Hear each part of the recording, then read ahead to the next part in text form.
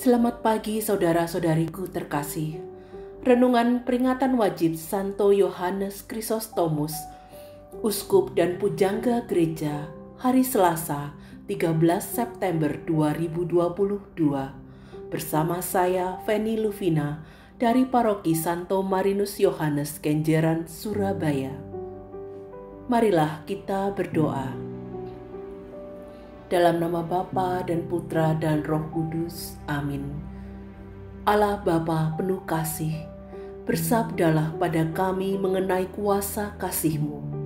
Semoga hati kami senantiasa terarah padamu dan kami beroleh rahmat untuk menjadi pelaku firman dengan pengantaraan Putra-Mu Tuhan kami Yesus Kristus yang hidup dan berkuasa bersama Dikau dalam persatuan dengan Roh Kudus, Allah sepanjang segala masa. Amin. Marilah kita siapkan hati dan pikiran kita untuk mendengarkan Injil Suci menurut Santo Lukas bab 7 ayat 11 sampai 17. Pada suatu ketika pergilah Yesus ke sebuah kota bernama Nain. Para murid serta banyak orang pergi bersama Dia.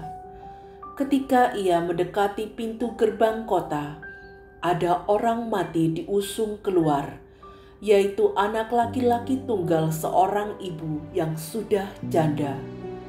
Banyak orang kota itu menyertai janda tersebut. Melihat janda itu, tergeraklah hati Tuhan oleh belas kasih.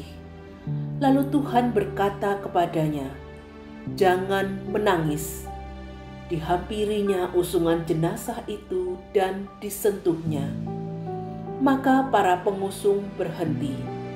Tuhan berkata, "Hai pemuda, aku berkata kepadamu, bangkitlah." Maka bangunlah pemuda itu, duduk dan mulai berbicara. Yesus selalu menyerahkannya kepada ibunya. Semua orang itu ketakutan dan mereka memuliakan Allah sambil berkata, "Seorang nabi besar telah muncul di tengah-tengah kita, dan Allah telah mengunjungi umatnya." Maka tersiarlah kabar tentang Yesus ke seluruh Yudea dan ke seluruh daerah sekitarnya. Demikianlah sabda Tuhan. Terpujilah Kristus. Saudara-saudari terkasih, melalui bacaan Injil hari ini, ada 3 hal yang dapat kita renungkan. Pertama, Tuhan Yesus selalu memberikan hal-hal baik bagi kita karena hatinya tergerak oleh belas kasih. Sama seperti ketika Tuhan Yesus tergerak oleh belas kasih ketika melihat penderitaan seorang janda yang ditinggal mati anaknya. Tuhan Yesus mengetahui semua kebutuhan kita dan Tuhan Yesus memberikan segala yang kita perlukan. Kedua, Tuhan Yesus dengan kuasanya sanggup membangkitkan anak muda itu. Maka kita boleh percaya bahwa Tuhan Yesus juga sanggup membangkitkan kita semua dengan kuasanya dari kematian.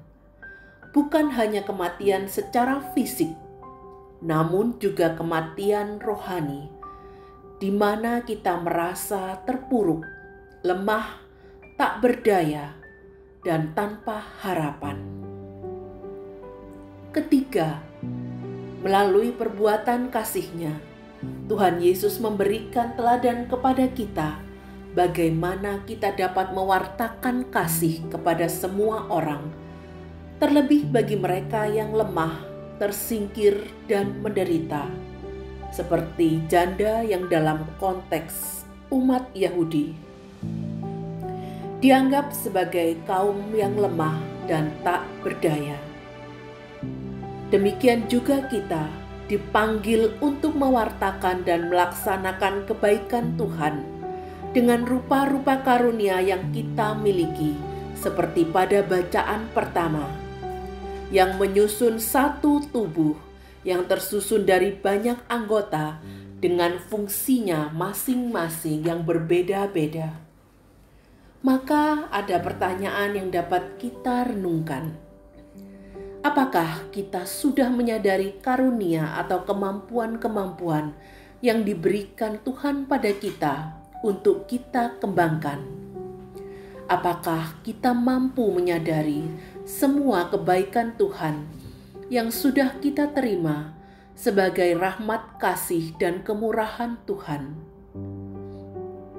Apakah kita mampu meneladan Yesus yang dengan rendah hati memberikan kasih kepada semua orang, terlebih bagi mereka yang lemah, miskin, menderita, dan tersisih?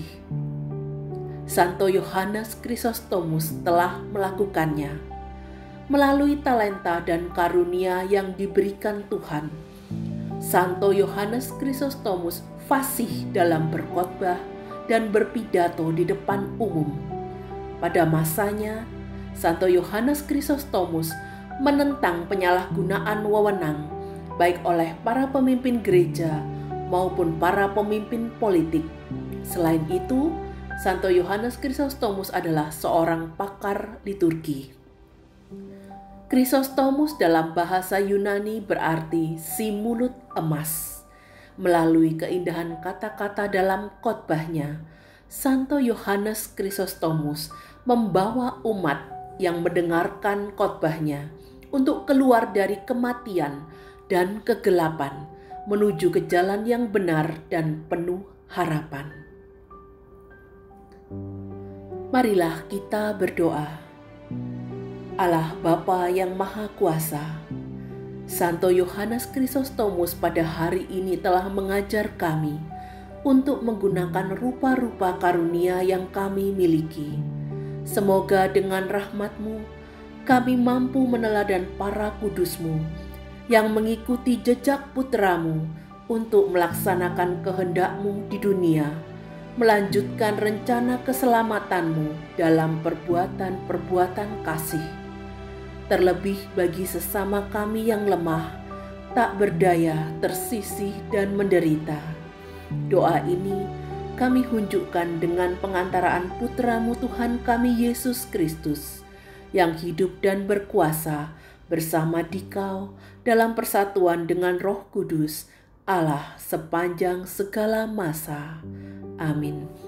Dalam nama Bapa dan Putra dan Roh Kudus. Amin.